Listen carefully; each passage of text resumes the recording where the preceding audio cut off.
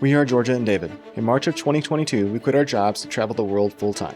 We are currently exploring Mexico, and our goal is to visit 100 Pueblos Mágicos.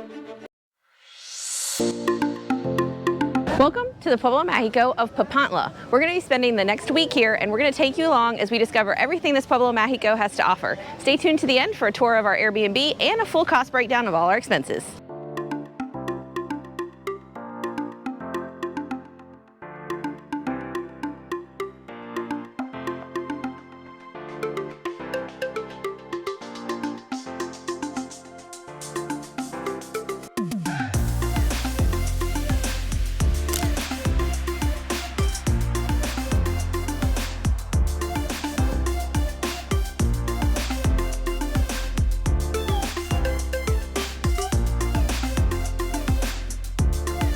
Of course, our first stop had to be the town letters to snap our family photo and admire the mural right behind us. Really cool. Yeah, it's this huge carved piece of artwork that represents basically the past and the present here in Papantla.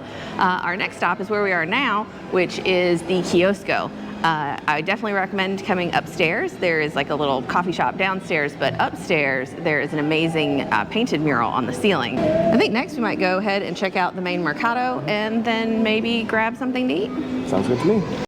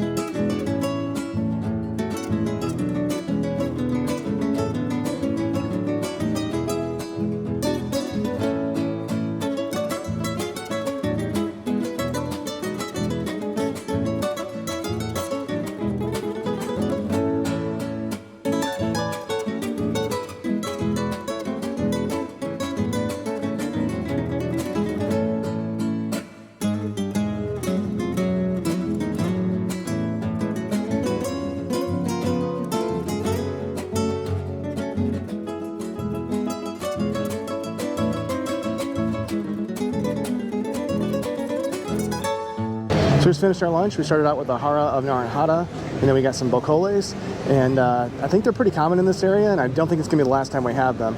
And then I got some spare ribs, and they were really good. Yeah, I ended up ordering the vanilla shrimp. The sauce that they were in was fantastic. Unfortunately, they weren't peeled, so that took a little bit of work, but they were very, very delicious. And yeah, those bocoles were my favorite thing. Definitely be searching those out in the future. Right behind us now is a little plaque that goes over La Leyenda de Vanilla. And this area, or this town in particular, was known for its vanilla production. It was actually once called the town that perfumes the world. So hopefully in the next few days we'll get to go check out a vanilla plantation and try some more vanilla things.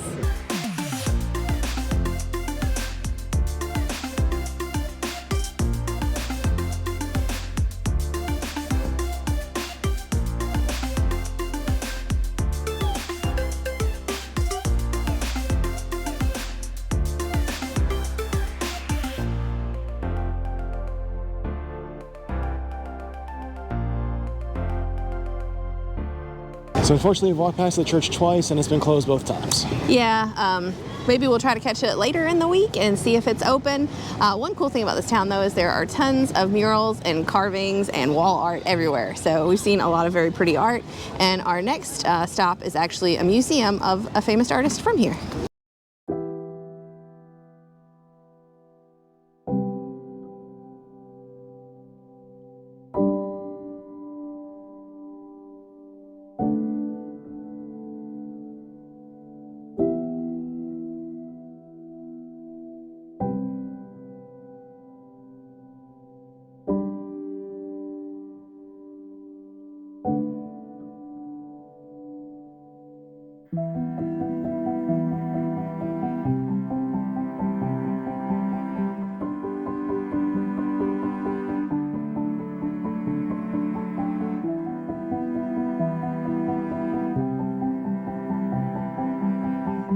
Just finished up the Teodoro Cano Museum.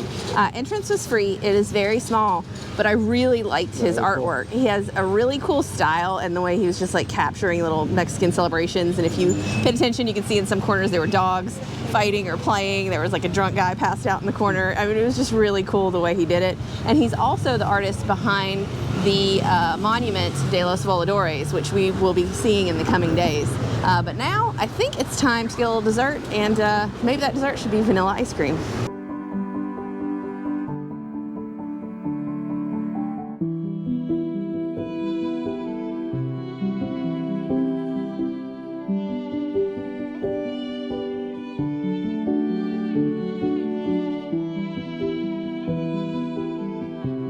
We come back out this evening to try a new restaurant.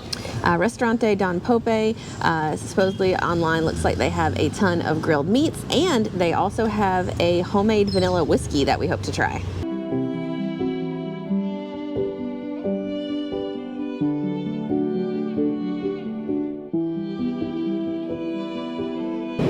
We just finished up our dinner at Don Pope.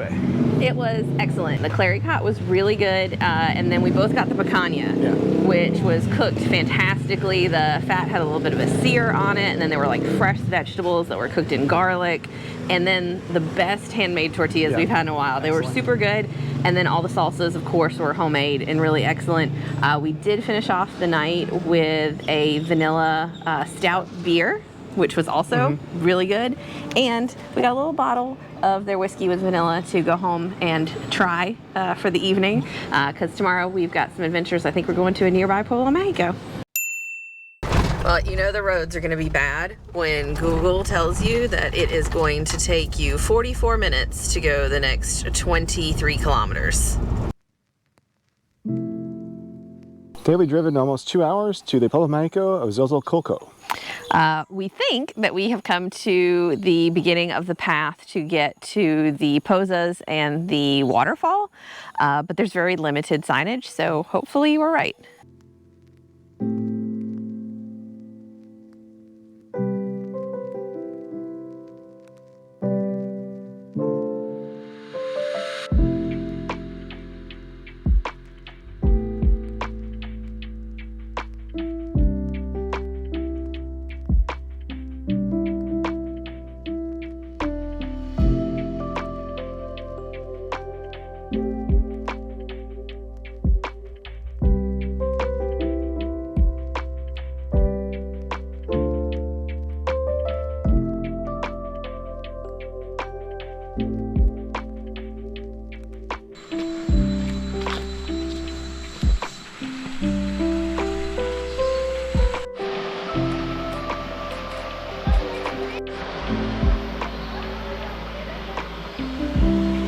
So after about a 15-minute hike, we got to a very small waterfall.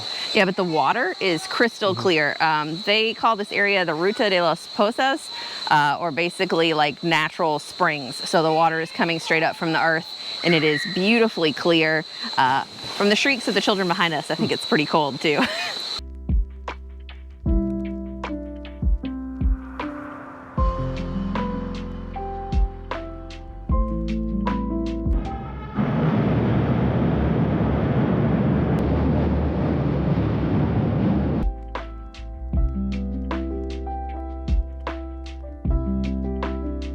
We got into town, we noticed a lot of commotion, a lot of people running around and some music playing. And it turns out that we are visiting the same day as the governor is visiting this town. Yeah, so things are very busy. There are a lot of National Guard. One thing, unfortunately, that is not going on today is their annual Globo Festival, which basically they make these huge, intricate paper lanterns and let them go up in the sky. They also have a competition at the end to see which team can get 100 of the small paper lanterns up in the air the fastest. So it is absolutely beautiful, and it happens the first few days of November. So unfortunately, we're not here for that, but they do have a lot of murals that kind of show that tradition. We are going to check out all of these murals, and then we are definitely getting something to eat because I need a beer.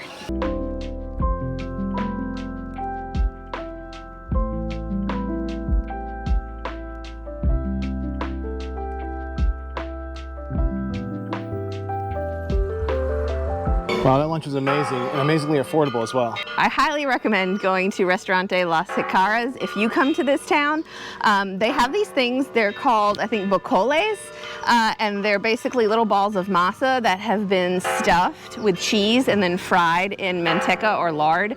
They were delicious. So delicious. I got the chicken milanesa with enmoladas, really good mole sauce on those. I had the beefsteak with chili sauce. It was really good. It was very delicious. Highly recommend. Now we are getting ready to take our picture in front of these letters, and then we're going to head into the church.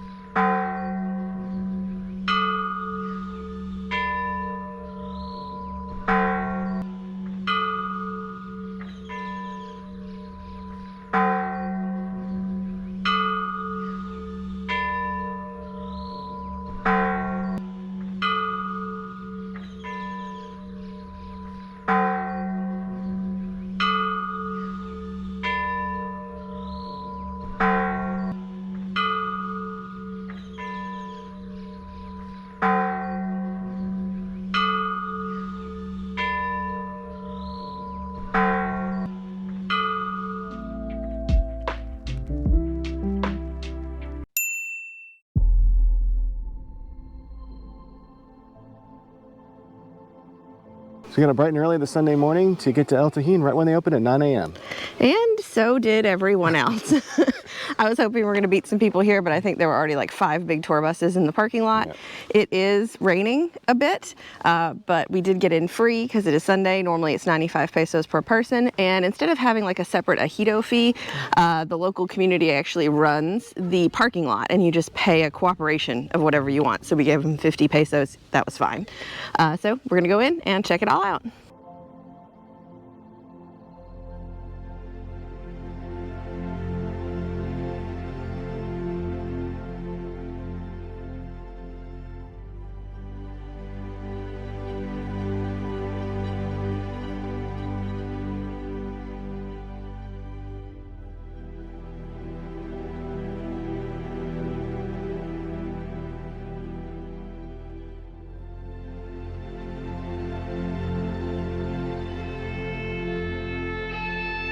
Behind us now is one of the 17 ball courts here at Tajín. I read online that Tajín has the most ball courts, but we know that's not true because in Cantona they had 27. Yeah, we read a lot of conflicting information about Tajín online. One thing said that this started in 100 BC, and then on UNESCO they said that that's an old theory and that it actually started in like 800. Everyone agrees though that it did kind of like collapse and in about 1200 and kind of just blended into the jungle for a while till it was uncovered in like the 1940s. So most of the buildings here actually haven't really been restored. They just pulled all the foliage and plants off of it, and this is what they had left.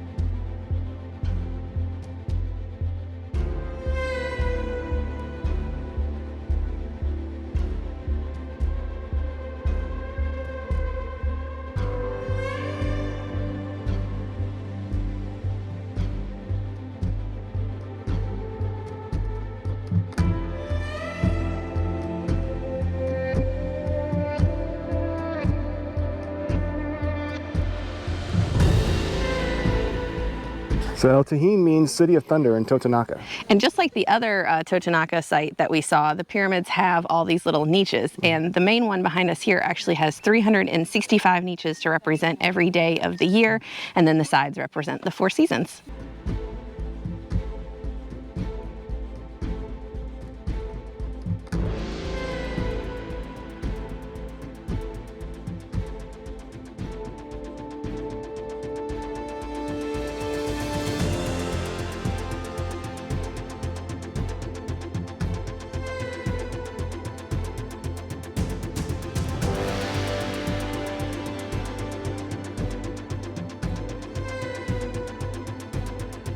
This site is large. The core site covers around 10 square kilometers, with over 150 buildings that have been identified, although only a small fraction have been excavated. At its peak, over 20,000 people would have lived here.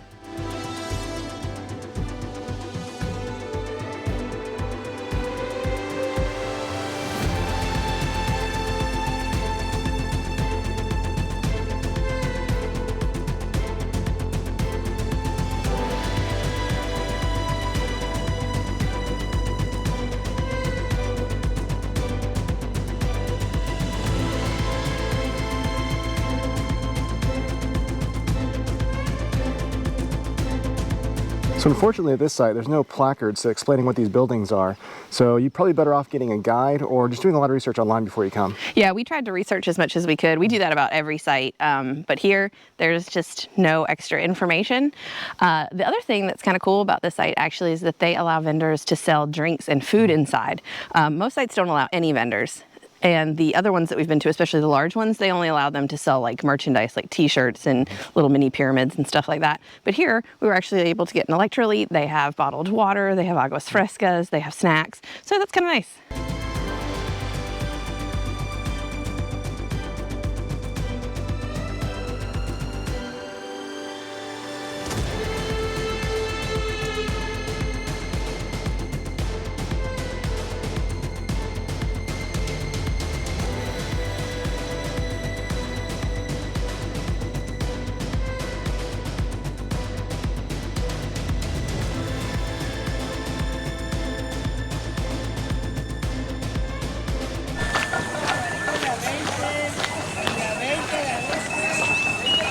All right, so as we were exiting the site at about 10:30, we heard the song of the Danza de Voladores, which is, they just wrapped up behind us. And unfortunately, we heard that it was supposed to be at 11 o'clock, so we missed almost the whole thing. Yeah, we have seen the Voladores before. We've seen them in Tequila, and we also saw them in Ajijic, but obviously the Danza de los Voladores de Papantla is where it all started, here in Papantla, so we were hoping to see the whole show here. But hey, can't win them all. A few minutes later. Well, actually, we have no reason to be disappointed. I went up and asked one of the Voladores when the next show is, and he said in 10 minutes. So apparently on the weekend, they do the shows very often, so you'll get to see it if you come basically at any time.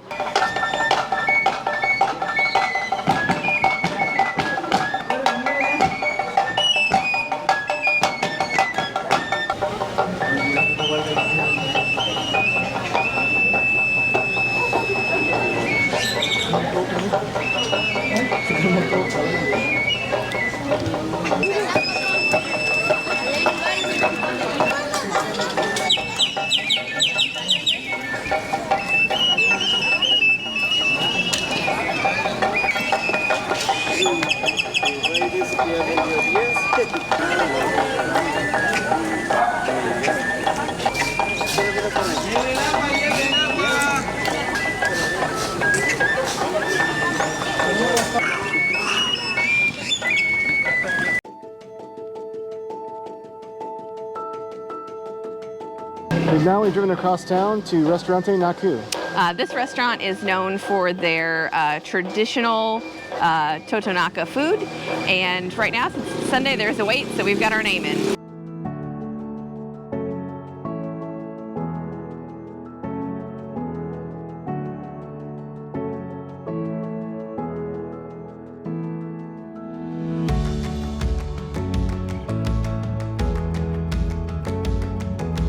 We just finished up our awesome lunch at Naku. We started out with the empanadas, were filled with cheese, they were delicious. And then I ordered the costillas, or the ribs. Oh my God, so amazing. Huge, full of meat, weren't very fatty at all. And also that was fall off the bone and a little bit spicy. Yeah, that marinade was a little picoso, but really good. I got the chicken that was in a pulque vanilla sauce. It was a very creamy sauce. It was actually great to take a bite of your spicy ribs and then cool off with my creamy chicken. Highly recommend both dishes.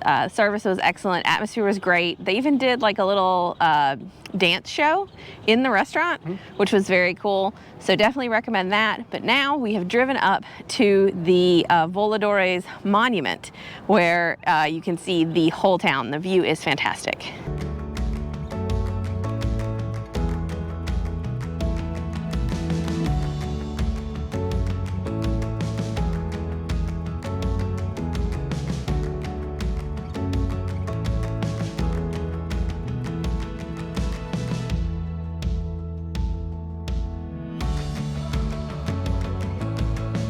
Pásale. 20 pesos.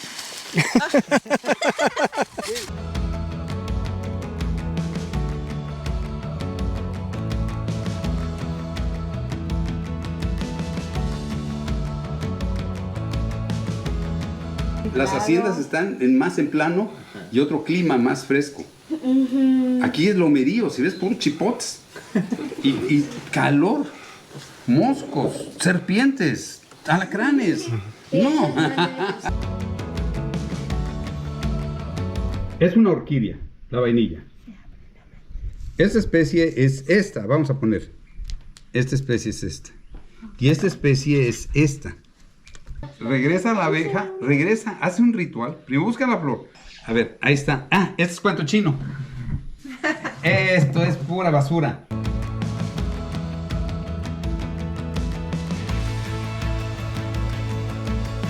In nature, every different type of vanilla orchid has its own type of bee that pollinates it. So when the Europeans tried to take the vanilla to other places, the corresponding bee wasn't there, so vanilla pods never developed.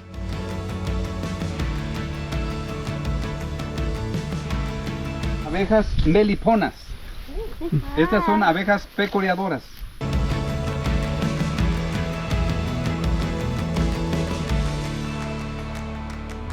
The Europeans created a method for pollinating the vanilla by hand, which results in a much higher success rate, and ended up making Africa the #1 producer in the world, despite not being able to achieve natural pollination.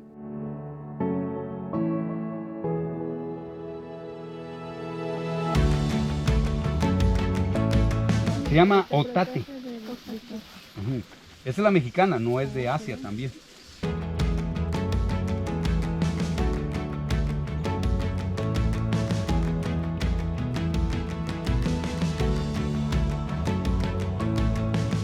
We just finished our 2-hour tour here at Shanat.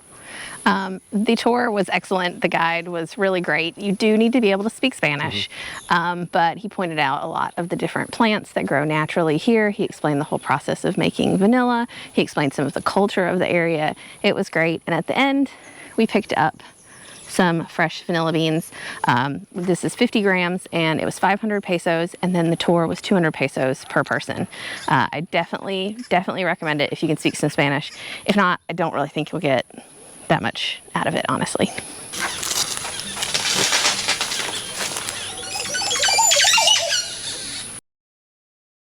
So this was our Airbnb for the past week in Papantla. You can see we had a gate there with a nice driveway, and then we had parking for the Jeep under this covered area. Coming in through the front door, we had a comfortable couch and a nice big TV. Over here we've got the dining table, little bar top area, and simple kitchen, a little 4-burner stovetop, and a full-size fridge.